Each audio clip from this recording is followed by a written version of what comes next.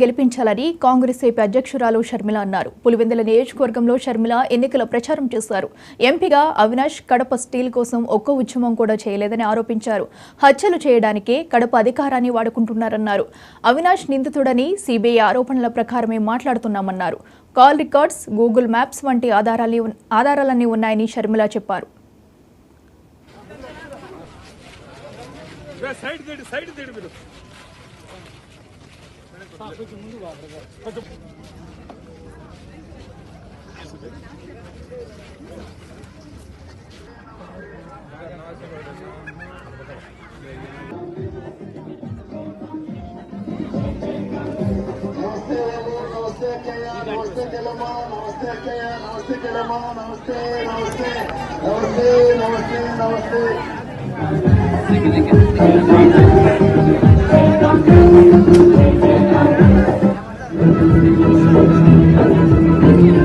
నిప్పులాంటిది నిజం, నీకున్న సంకల్పమది నిజం.